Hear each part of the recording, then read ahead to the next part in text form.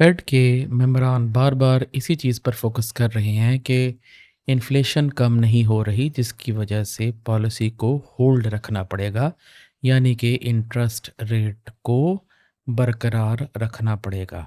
इस चीज़ को साबित करने के लिए आइए मैं आपको दो वीडियोस दिखाता हूं, जिसमें बार बार इसी चीज़ के ऊपर फोकस किया गया है। और ये लेटेस्ट वीडियो है जो कि पिछले 2 दिन में आई हैं फेडरल रिजर्व की तरफ से। Job gains and inflation have come in higher than expected.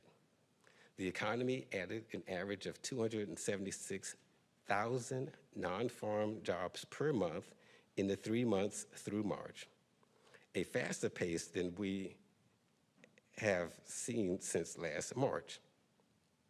And the inflation data over the past 3 months were above the low readings in the second half of last year. My baseline outlook continues to be that inflation will decline further with the policy rate held steady at its current level, and that the labor market will remain strong with labor demand and labor supply continuing to rebalance. Of course, the outlook is still quite uncertain, and if incoming data suggests that inflation is more persistent than I currently expect it to be, it will be appropriate to hold in place the current restrictive stance of policy for longer. I am fully committed to getting inflation back down to 2%. The performance of the U.S. economy over the past year has really been quite strong. We had growth of more than 3%. The more recent data show solid growth and continued strength in the labor market, but also a lack of further progress so far this year on returning to our 2% inflation goal. So I'll say a little bit about our two mandate goals, maximum employment and price stability. As I mentioned, the labor market remains very strong, payroll job gains. The unemployment rate has been below 4% for 26 consecutive months. We think policy is well positioned to handle the risks that we face. If higher inflation does persist, we can maintain the current level of restriction for as long as needed. At the same time, we have significant space to ease should the labor market unexpectedly weaken. Right now, given the strength of the labor market and progress on inflation so far, it's appropriate to allow restrictive policy further time to work and let the data and the evolving outlook guide us. Come what may, we remain strongly committed to returning inflation over time sustainably to 2%. अब बात करते हैं कि हमारे पास latest development क्या-क्या है। मैं start करता हूँ यूएसडी से। अच्छा, एक तो पहले हमारे पास ये ख़बर आती है कि जनाब टर्मिनल रेट वो हाई रहेगा, ठीक है? अब टर्मिनल रेट कौन-सा होता है? ये वो रेट होता है इंटरेस्ट रेट का, जिसके बाद मार्केट गिरना शुरू हो जाती है इंटरेस्ट रेट की। आम अल्फाज में जैसे हम आरएसआई का ओवरबॉट लेवल कहते हैं ना, तो ये टर्मिनल रेट समझ लें इंटरेस्ट रेट का ओवरबॉट लेवल होता है, यानी कि इससे ऊपर अब और मुतवक्किल नहीं होता जाना रेट का, ठीक है? तो ये जो टर्मिनल रेट है यानी कि इंटरेस्ट रेट है वो हाई रहेगा, ठीक है? इससे ये मुराद है। दूसरी बात ये है, उन्होंने कहा कि जनाब एक्सेलरेशन ऑफ इन्फ्लेशन, यानी कि इन्फ्लेशन आपकी बढ़ती रही है और बढ़ती जा रही है, इसलिए दिसंबर से पहले कट करना बहुत ही चैलेंजिंग होगा, ठीक है? यानी कि हर जगह ये समा था ना, ठीक है, कि कट होंगे। अब वो कह रहे हैं कि दिसंबर से पहले कट करना बहुत ही मुश्किल होगा। अच्छा, अगर आपको याद हो तो 2022 में हमने डॉलर को बढ़ता हुआ देखा, क्योंकि हर जगह यही बात थी कि जनाब अभी मार्केट दोबारा ओपन हो गई है पैंडेमिक की वजह से, जिसकी वजह से इन्फ्लेशन बढ़ेगी, इंटरेस्ट रेट बढ़ेगा और मार्केट तेज़ रहेगी। तो मार्केट तेज़ रही। फिर 2023 में हमने देखा मार्केट नीचे गिरी और 2023 के आखिरी चंद माह में हमने ये देखा कि जनाब इन्फ्लेशन कम होती जा रही, जिसकी वजह से हमने डॉलर में वीकनेस देखी। लेकिन जैसे ही वो जंग ने तेज़ी पकड़ी और इन्फ्लेशन बढ़ती रही, तो ये चीज़ सारी वापस हो गई। कहने का मकसद ये है कि ये डाटा या ये जो स्टांस होता है, ये बड़ा इम्पेक्ट करता है मार्केट के ऊपर, ठीक है? फिर आते हैं जी, progress on inflation has stalled, यानी कि इन्फ्लेशन को जो कम करने वाले अवामिल थे या जो प्रोग्रेस थी इन्फ्लेशन कम होने वाली, वो रुक गई है। अब मज़ीद इन्फ्लेशन कम नहीं हो रही।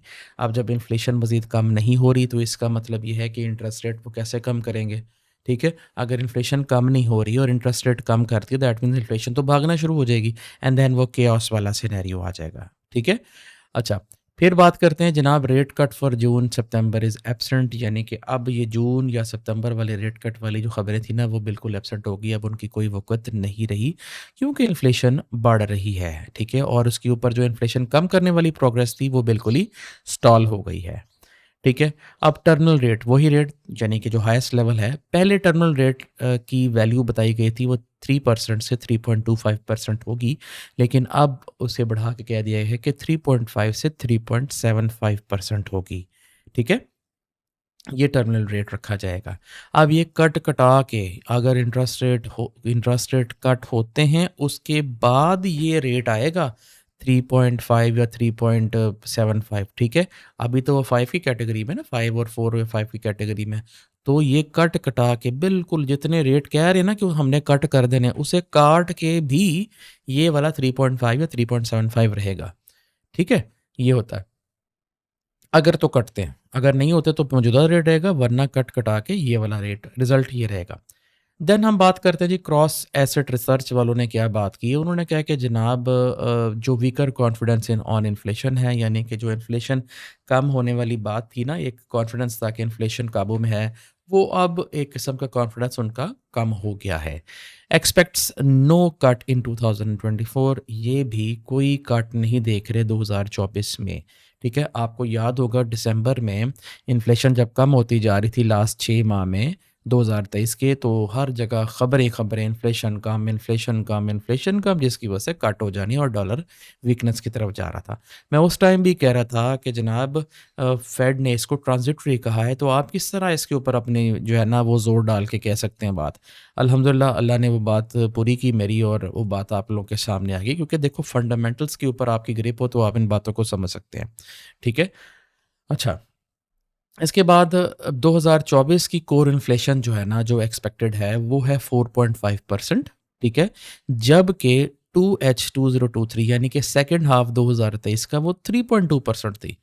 तो आप देखें कि मुआजना हमेशा फेडरल रिजर्व से जेरोम पावल ही साफ करते हैं कि जनाब जो सेकेंड हाफ था 2023 का, 2H का मतलब होता है सेकेंड हाफ यानी कि आखिरी 6 महीने, जो सेकेंड हाफ 2023 का था उसकी कोर इन्फ्लेशन वो 3.2% थी, और अब जो एक्सपेक्ट की जा रही है वो 4.5% है। तो आप खुद ही हिसाब लगा लें कि ये वो पीरियड था सेकेंड हाफ 2023 का जिसमें वो कह रहे थे कि जी हमने काबू पा लिया इन्फ्लेशन के ऊपर और मज़ीद 2-4 और रीडिंग्स मिलेगी तो हम इसको पक्का कर देंगे कि हाँ भी इन्फ्लेशन कम हो गई है।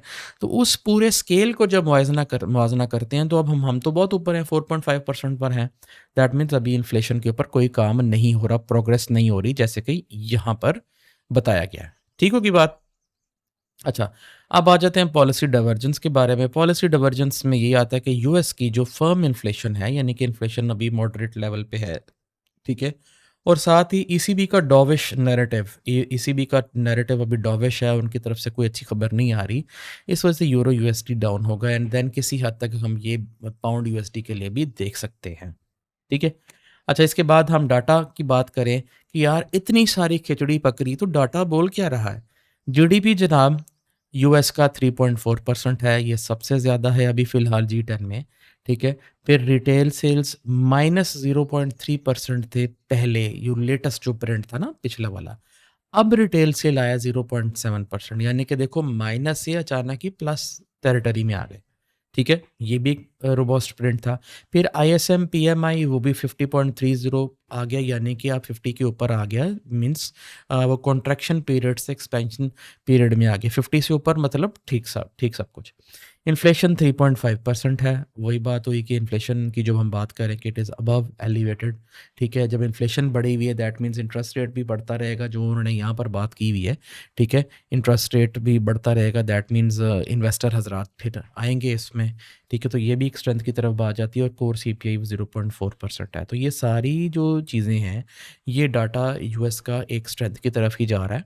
ठीक है, और जैसे कि मैंने वीडियोस में आपको दिखाया, पॉवल साहब ने भी और दूसरे जो मेंबर हैं उन्होंने भी ये बात की कि जनाब हमारे पास सारा डाटा ठीक है, हम सिर्फ इन्फ्लेशन को देखना चाह रहे हैं कि वो कहाँ पर हो रही है, और हमारी पॉलिसी बिल्कुल मुनासिब है कि अगर इन्फ्लेशन बढ़ती है तो हम इसको वहाँ पर ही रखेंगे, होल्ड रखेंगे, और अगर इन्फ्लेशन कम होती है या फिर इन्फ्लेशन और इंटरेस्ट रेट को होल्ड रखने की वजह से अगर हमारी लेबर मार्केट को मसला आता है, ठीक है, बिकॉज देखो ना, इन्फ्लेशन अगर वहाँ पर स्टेबल है तो जितनी भी आप पैसे ले रहे हैं सारे पैसे आपके उड़ जाने, सेविंग कोई नहीं होनी, यहाँ पे खर्चे पूरे नहीं होने, तो फिर ऑब्वियसली लेबर मार्केट डिस्टर्ब होगी। तो अगर ये लेबर मार्केट को डिस्टर्बेंस आती है तो फिर हम इंटरेस्ट रेट को कम कर देंगे। ये स्टांस है इसका फेडरल रिजर्व का। तो ओवरऑल अभी तक जो मौजूदा सूरत हाल है वो स्ट्रेंथ की तरफ ही जा रही है, ठीक है। लेकिन मैं एक चीज़ इसमें आपको नोट करवा दूं कि एक एग्जांपल के ज़रिए नोट करवाता हूँ कि एक क्लास है जी, ठीक है, एक क्लास में 10 बच्चे हैं, ठीक है, और 10 के 10 नालायक बच्चे हैं, ठीक है, और 10 के 10 नालायक बच्चों में से एक नालायक बच्चा उन सब में से होशियार तरीन है वो भी नालायक। लेकिन क्या होगा, टीचर बोलेगी यार इसको मैंने जो है ना वो बनाना है, क्या कहते हैं वो, परफेक्ट, ठीक है, वो ऐसे होता था कैप्टन या परफेक्ट जो भी कहते हैं, ठीक है। तो देखो वो 10 बच्चों में से एक बच्चा जो है ना वो परफेक्ट बना, है वो भी नालायक ही, लेकिन वो 9 बच्चों के मुकाबले में वो ज़्यादा मजबूत, स्ट्रांग और अच्छा बच्चा है, ठीक है। यही एग्जाम्पल अभी यूएस की है कि जहाँ यूएस भी नीचे ही रहा है, इन बढ़ती हुई इन्फ्लेशन और हाई इंटरेस्ट रेट ने कबाड़ा उसका भी किया है, ठीक है। लेकिन बाकी ममालिक के हिसाब से यूएस अभी ज़रा बेहतर पोजीशन में है, इसलिए उसमें हम स्ट्रेंथ देख रहे हैं।